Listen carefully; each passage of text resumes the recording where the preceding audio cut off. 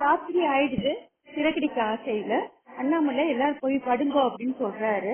அப்போ ஆமா, வீட்டுக்கு தேவையானதெல்லாம் எதுவும் செய்ய மாட்டாரு. தேவையில்லாதவங்களை எல்லாம் கொண்டாந்து நடு வீட்டுல உட்கார வைப்பாருன்ட்டு இவ விஜயா சொன்னும் போது உடனே அம்மா இன்னைக்கு நல்லா தூங்குவாங்க அப்படின்ட்டு முத்து சொல்றான்.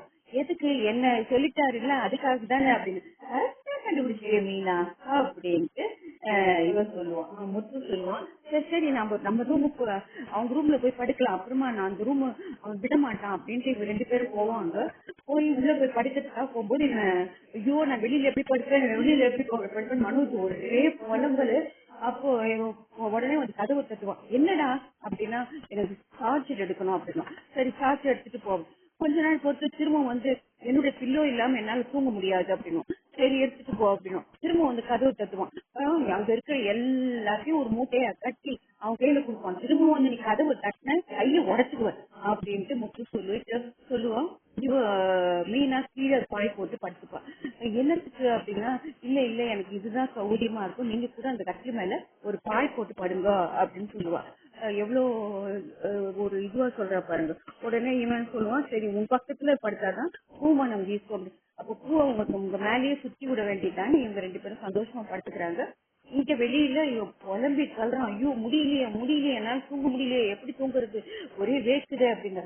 ஒரு வாரம் தான், ஒரு வாரமா எப்படி நாம மாசத்துல 2 வாரம் 3 வாரம் இங்கதான் இருக்கிற மாதிரி இருக்குது அப்படின்னு புலம்புறோம். இல்லைங்க, இந்த ஒரு வாரம் தான், அடுத்த வாரம் சுதி வரும், சுதியுடைய டேர்ன் வரும், அப்போ சுதி வச்சுப்பா, அப்போ எல்லாமே மாறி போயிடும் அப்படின்ட்டு ரோஹிணி சொல்லிட்டு படுத்து தூங்கணும்னு சொல்லிட்டு அவ தூங்கிட்டா. இவன் தூங்கவே முடியல. அவனால கசகசன்னு இருக்குதுன்றதுக்காக அவன் அசுன்னு இருக்கான். அப்போ விடிஞ்சிருக்கு. விஜயா வரா. விஜயா வந்து, அம்மா நான் ராத்திரி எல்லாம் தூங்கவே இல்லம்மா, என் கண்ணை பாருங்கம்மா எப்படி இருக்குது பாருங்கம்மா அப்படின்னு அவன் புலம்புறான். டேய் என்னடா, ஒரு வாரம் தானடா, அட்ஜஸ்ட் பண்ணி தூங்கி தானே தீரணும், உங்க பாட்டி சொல்லிட்டாங்க, உங்க அப்பா சொல்லிட்டாங்க, அப்புறமா நீ தூங்கி தானே தீரணும் அப்படின்னு.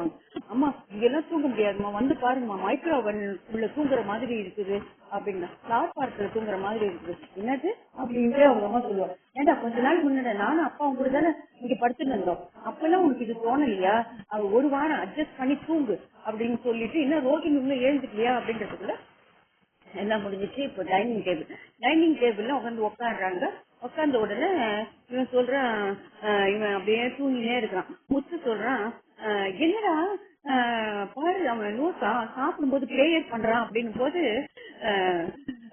மனோஜ் அப்படின்னு எழுப்புறாங்க. அவங்க எழுந்துட்டு இது வேணுமா, ஏசி வேணுமா, ஃபேன் வேணுமா, இது வேணுமா அப்படின்னு கேக்குறான். உடனே எல்லாரும் கொல்லுன்னு சிரிக்கிறாங்க.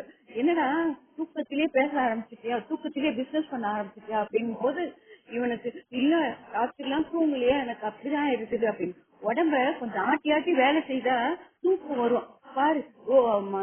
இவங்க கூடதான் பார்லர் அம்மா கூட தான் நல்லா தூங்கிட்டு இருக்காங்க பாட்டு. அவங்களுக்கு உடம்பு ஆட்டி ஆட்டி வேலை செய்ததால வெளியில படுத்து கூட தூங்கிட்டாங்க. நீ ஆடாம வச்சிருந்தீங்கன்னா அப்படிதான் தூங்க முடியும் அப்படின்னு, தூங்காம இருக்க முடியும். நல்லா உடம்பு வேலை செய்தேன்னா ராத்திரி எங்க படுத்தாலும் தூக்கம் வரும் அப்படின்னு முத்து சொல்லுவான்.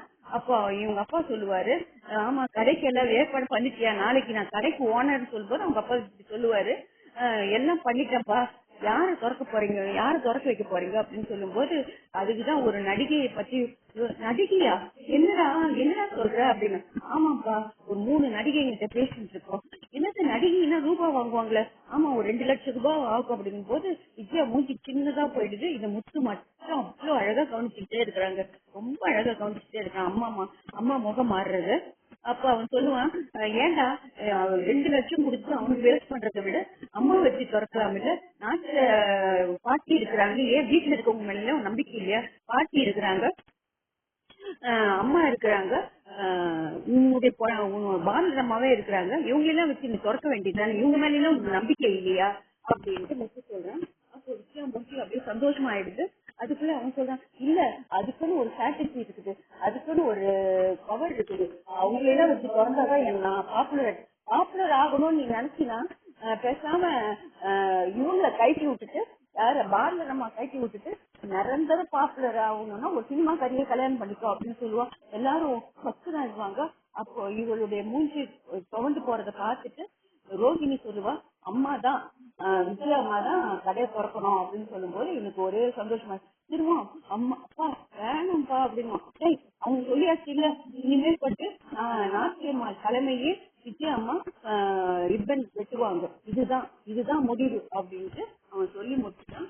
திரும்ப திரும்ப தயங்கி தயங்கி பேச ஆரம்பிப்பான். அவன் பேசுறத யாரும் கேட்கல. இதோட முடிச்சுட்டாங்க இன்னைக்கு. இதுல நடிப்பு இதுல ரொம்ப ரொம்ப நல்லா இருக்கு.